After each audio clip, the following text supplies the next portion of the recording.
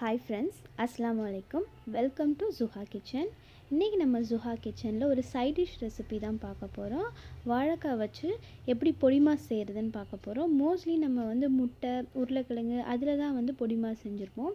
இது நம்ம வாழைக்காய் வச்சு பொடிமாஸ் ரெசிபி செய்ய போகிறோம். ரொம்ப டேஸ்ட்டாக இருக்கும். ஒரு டிஃப்ரெண்ட்டான டேஸ்ட்டில் இந்த ரெசிபி இருக்கும்.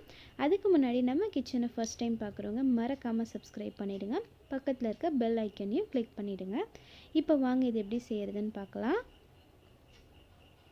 இதுக்கு நான் 2 வாழைக்காய் பெரிய வாழைக்காவை எடுத்து வச்சுருக்கேன். இதை குக்கரில் போட்டு ஒரு 2 விசில் விட்டுருக்கேன். ரொம்ப ஓவர் குக் பண்ணிடாதீங்க. ஒரு 70 to 80% குக் ஆகிற மாதிரி பார்த்துக்கோங்க. இதுக்கு நான் தேங்காய் எண்ணெய் யூஸ் பண்ணி செய்ய போகிறேன். இப்போ இந்த வாழைக்காயில் இருக்கிற அந்த தோலை பீல் பண்ணிடலாம். இந்த அளவுக்கு வேகிற மாதிரி பார்த்துக்கோங்க. ரொம்ப வெந்துச்சுன்னா நம்ம கிரேட் பண்ண முடியாது. இப்போ இதோட ஸ்கின் எல்லாமே பீல் பண்ணி எடுத்தாச்சு. இப்போ ஒரு கிரேடர் வச்சு இதை நல்லா பீல் பண்ணி எடுத்துடலாம்.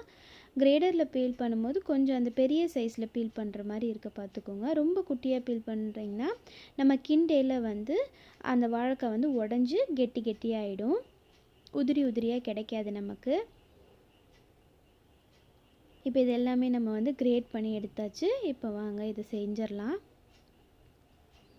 இப்போ ஒரு பேனில் நான் 2 ஸ்பூன் தேங்காய் எண்ணெய் சேர்த்து செய்ய போகிறேன். தேங்காய் எண்ணெய் சேர்த்து செய்கிறப்ப டேஸ்ட்டு நல்லாயிருக்கும்.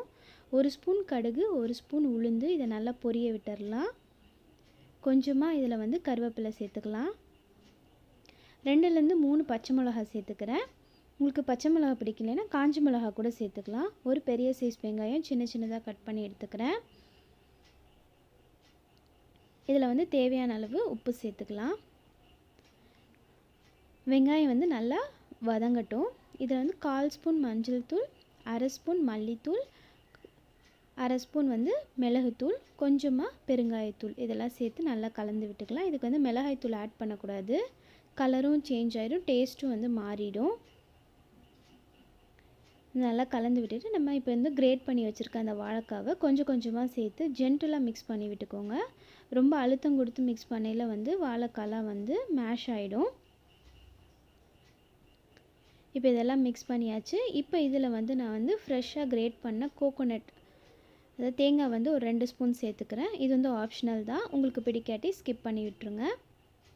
இதை சேர்த்து செய்யல டேஸ்ட் நல்லா அது சாப்பிடல நல்லா க்ரன்ச்சியாக இதாக இருக்கும். இப்போ இதை நல்லா மிக்ஸ் பண்ணியாச்சு. அவ்வளோதான், நம்மளுடைய சூப்பரான வாழைக்காய் பொடிமாஸ் ரெடி ஆயிடுச்சு. இந்த வாழைக்காய் பொடிமாஸ் வத்த குழம்பு, காரக்குழம்பு, புளிக்குழம்பு இந்த மாதிரி ஒரு சுருக்குன்னு இருக்கிற குழம்புக்கு இந்த சைட் டிஷ் ரொம்ப லைட்டாக டேஸ்ட்டாக இருக்கும். நல்ல ஒரு காம்பினேஷனாக இருக்கும் இந்த சைட் டிஷ் இந்த மாதிரி குழம்புக்கெலாம். கண்டிப்பாக இந்த ரெசிபியை உங்கள் வீட்டில் செஞ்சு பாருங்கள். செஞ்சு பார்த்துட்டு எப்படி வந்துச்சுன்னு கமெண்ட் பண்ணுங்கள். இந்த வீடியோ பிடிச்சிருந்துச்சுன்னா லைக் பண்ணுங்கள். உங்கள் ஃப்ரெண்ட்ஸ்க்கு எல்லாத்துக்குமே ஷேர் பண்ணுங்கள். மறக்காமல் நம்ம Zuha கிச்சனை சப்ஸ்கிரைப் பண்ணிவிடுங்க. பாய், தேங்க்யூ.